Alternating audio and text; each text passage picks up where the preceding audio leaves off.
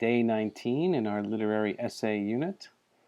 So we're back into the unit now. Yesterday we spent some time beginning our COVID-19 journals.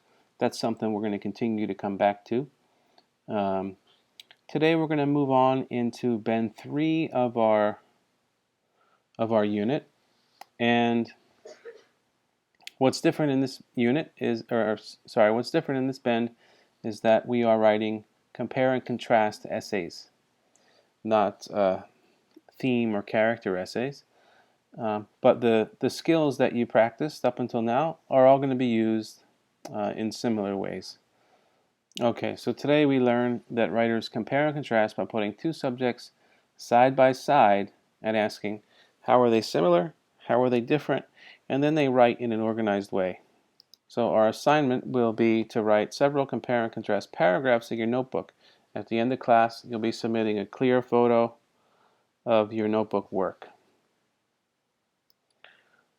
To get right into it, I want you to look at this quote. It says, "It's easier to see text clearly when they are placed next to similar text." Okay, so if we look here, you see a picture of Dumbledore. I think all of you know this guy. Take a moment and think about how you would describe him. Okay, how would you describe him? So we might say that he's a wizard.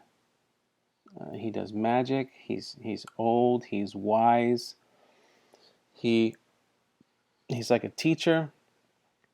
He's a teacher, but he's also kind of like a parent. Okay, he's powerful.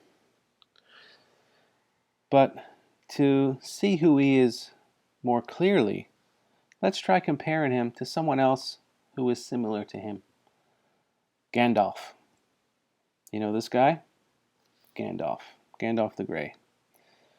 So when we make this comparison now, okay, if we think more about Dumbledore, we also can think that he's a little weaker than Gandalf. He does his work in different ways. Okay, like we don't see Dumbledore, shooting lightning at people. We see that Dumbledore, when compared to Gandalf, he can make mistakes, so he's a bit more fallible. And Dumbledore is also more political, so he's more about talking to different sides and managing the way groups of people interact with each other. And Gandalf is more action-oriented. Okay, so through this example, we see that different thoughts and ideas emerge about Dumbledore when we compare him to Gandalf. Okay, and we didn't have these ideas at first. Okay, so for today, we're going to make a plan to compare or contrast.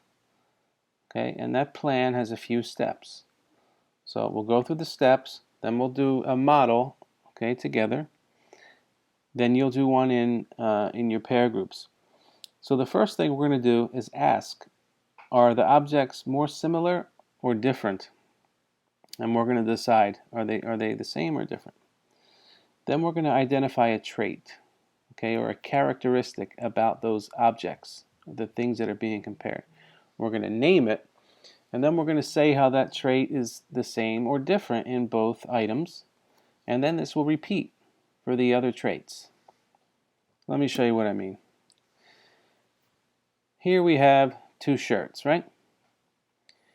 So our first step is to decide if they're the same or different. And for the sake of this mini lesson, we're going to say that they are different. Okay, on the left we have a button-down shirt with a collar, this long sleeve. And on the right we have a t-shirt. So we're going to say they're different. Okay?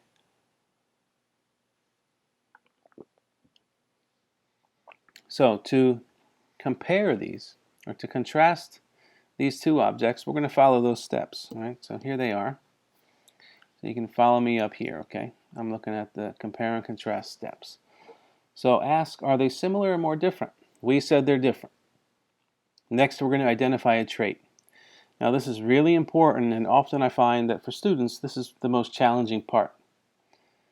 Okay, so the traits are things that both objects share, and we use the traits to make the comparison. So the traits I've identified of these shirts, these different types of shirt, are the shape.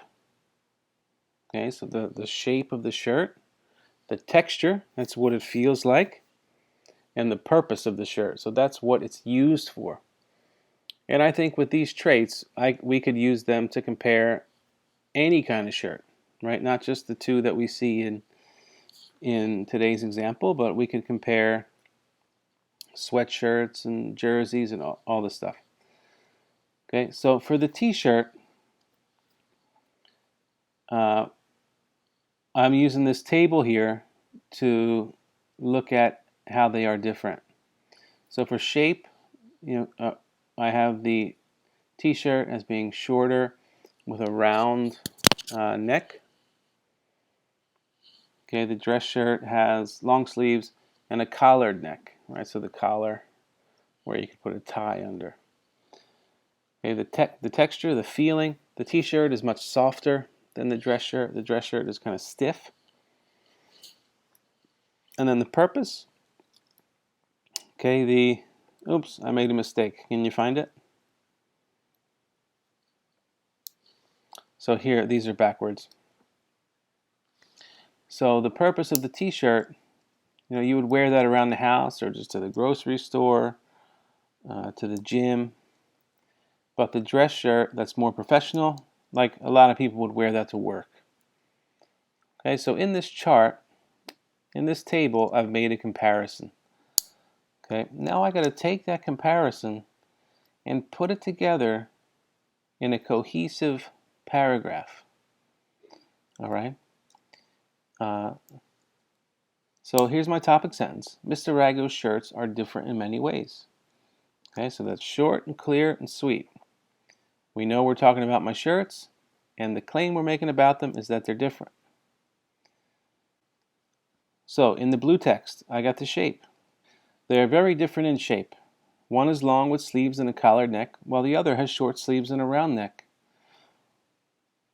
One has stiff material, and the other has very soft material. Lastly, the shirts have a different purpose. One shirt looks more professional, like something he would wear to work. The other is a t-shirt, something he would wear around the house or to the grocery store. So this is a basic structure for a contrastive paragraph. Okay. If I were to write a whole essay about these shirts, my next paragraph would talk about how they're the same.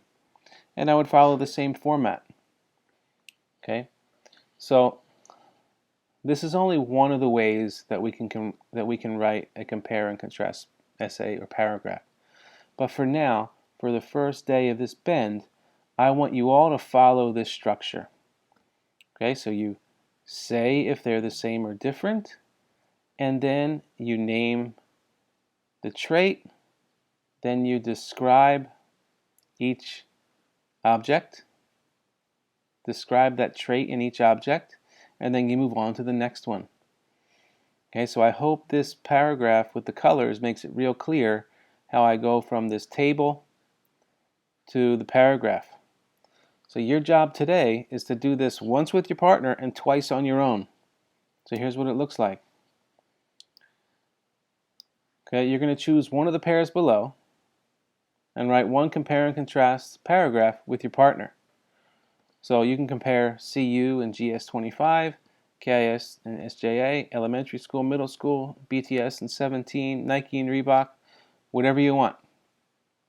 But you're going to create one paragraph in your pair chat and then paste it into the whole class chat. Okay, that's what you're going to do immediately after the mini lesson. Once you've done that, you're going to write two more compare and contrast paragraphs in your notebook. And at the end of class, you submit a picture of your notebook page.